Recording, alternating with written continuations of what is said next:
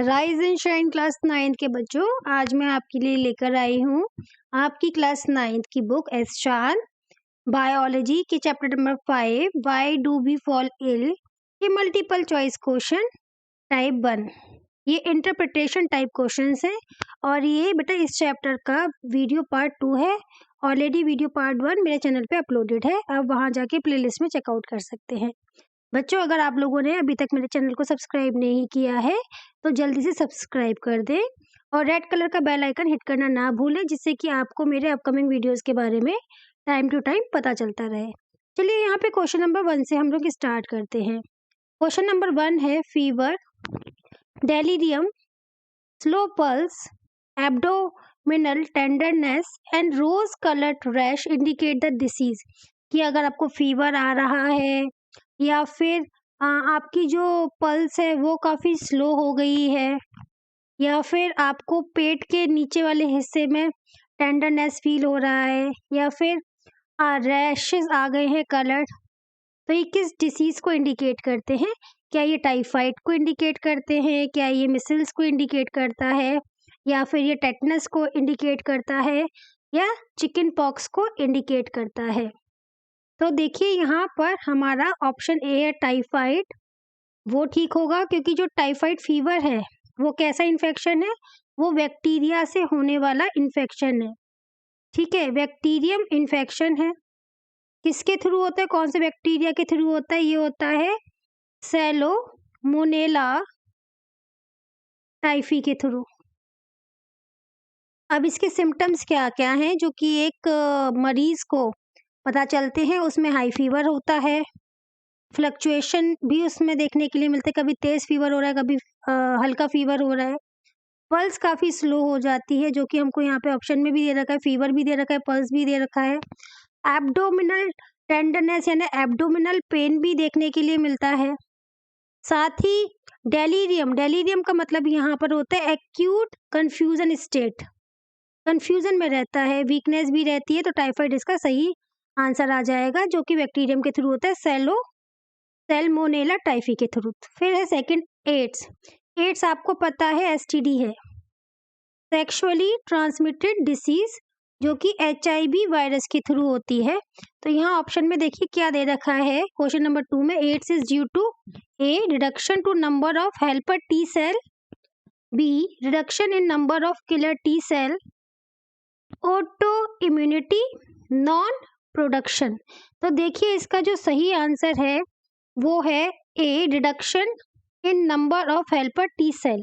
अब क्या मतलब है? जो एचआईवी है, क्योंकि हमने बताया कि जो एड्स है वो एचआईवी वायरस के थ्रू होता है, तो एचआईवी जो एंटर करता है वो जेनेटिक इन्फॉर्मेशन में, वो पेशेंट की जेनेटिक इन्फॉर्मेशन में एंटर करता है। कहाँ एंटर करता है? जेनेटिक इन्फॉर्मेशन में। किसके हेल्प से करता है? टी सेल के हेल्प के थ्रू करता है। टू मेक द कॉपीज, और क्या करता है?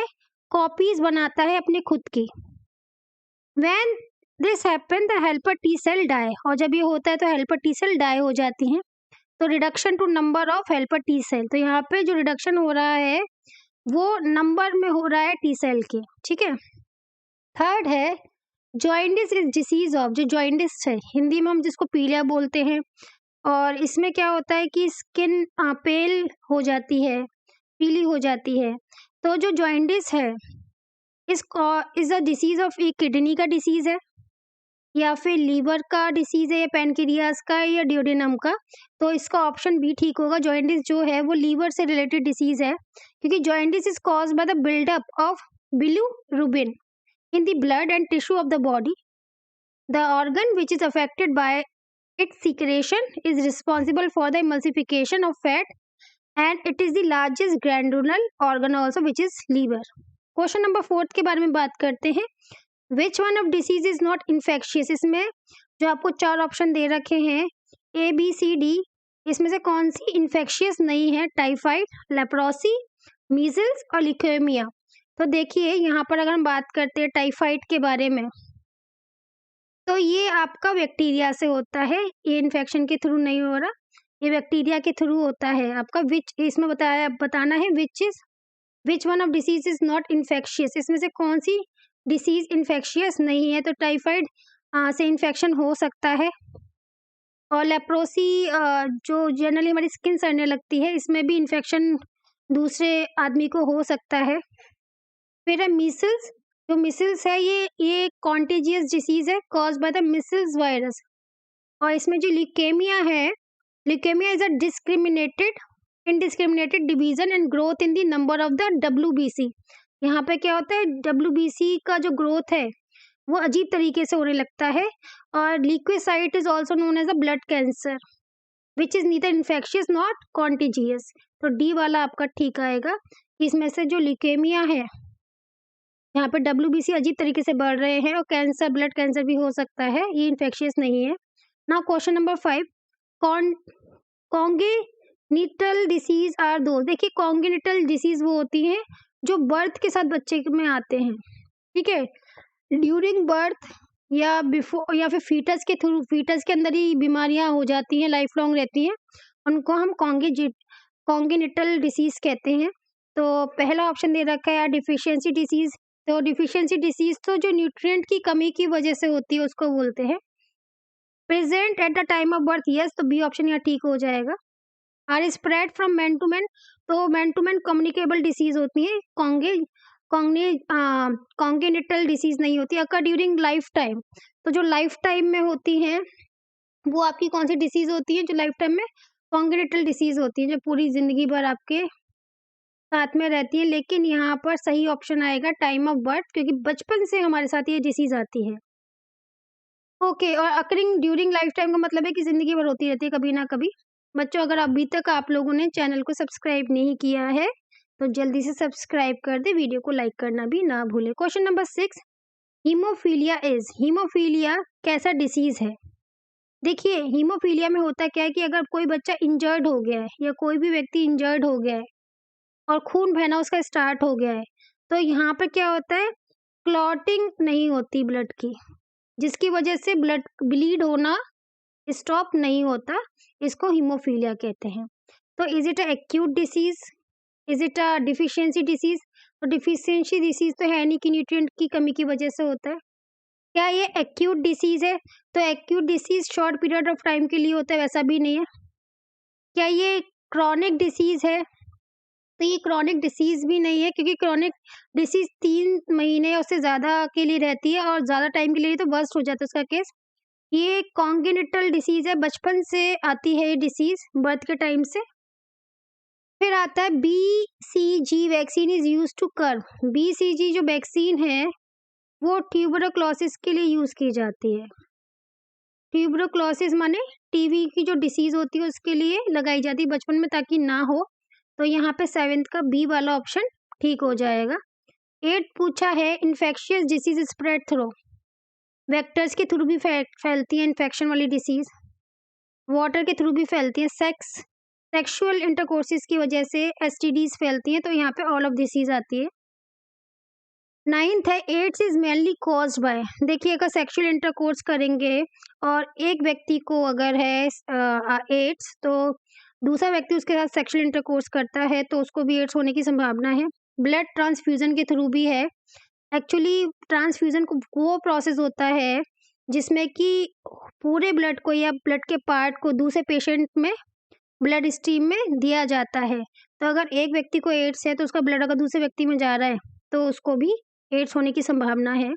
सी है through the placenta transfusion. Placenta क्या होता है, जो मदर की बूम होती है उसमें प्लासेंटा होता है, वो एम्बिकल कॉर्ड के थ्रू बेबी यानी फीटस को उसका न्यूट्रिएंट देता है, तो दैट इज प्लासेंटा।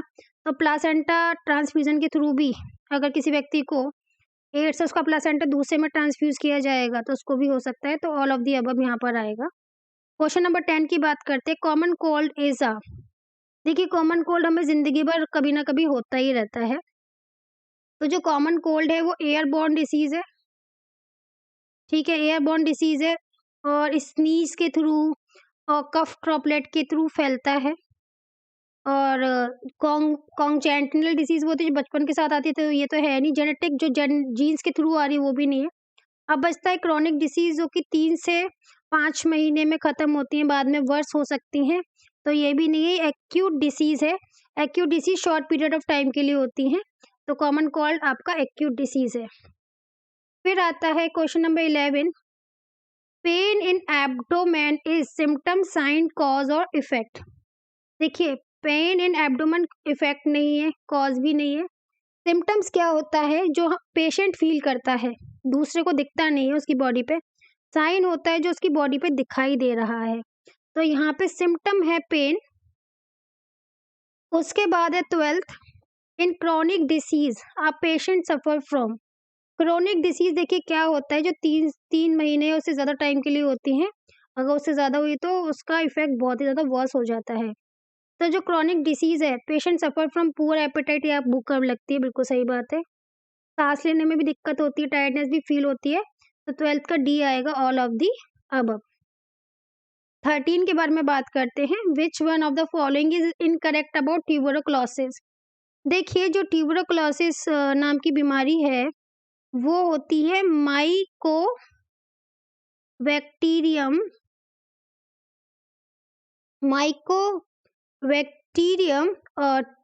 ये जो बीमारी है वो आपको हो रही है माइक्रोबैक्टीरियम ट्यूबरकुलोसिस के थ्रू। ठीक है, तो देखते हैं क्या इनकरेक्ट यहाँ पर है। तो पहला यहाँ पर दे रखा है आपको, it is caused bye Salmonella. तो जो सैल्मोनेला है उसके थ्रू तो टाइफाइड होता है, ट्यूबरकुलोसिस नहीं होता। तो इनकरेक्ट ए वाला ही आ जाएगा। 14th है, Ascaris lumbricoides is common round worm of. जो एस्कारिस लुम्ब्रिकोइडस है वो कॉमन राउंड वॉर्म कहाँ का है? Is it belongs to liver, it is belongs to bile duct, it is belong to large intestine or small intestine. तो Ascaris lumbricoides is a common roundworm seen in the small intestine where they live, develop and molt. तो यहाँ पे D वाला ठीक आ जाएगा, small intestine. 15 है, which of the following is a mismatch. कौन सा मिसमैच है? जो लेप्रोसी है वो बैक्टीरियल इन्फेक्शन है, बिल्कुल सही बात है। एड्स बैक्टीरियल इन्फेक्शन है, नहीं, ये HIV वायरस से होता है, तो वायरस के थ्रू होता है, तो एड्स वाला मिसमैच है। तो बी ऑप्शन यहाँ ठीक हो जाएगा। बच्चों, चैनल को आप लोगों ने सब्सक्राइब कर ही दिया होगा। वीडियो को लाइक करना ना भूलें। साथ ही प्रॉब्लम्स को आप लोग कमेंट में बता सकते हैं, एप्रिसिएशन भी आप कमेंट बॉक्स में बता सकते हैं। Bye bye everyone.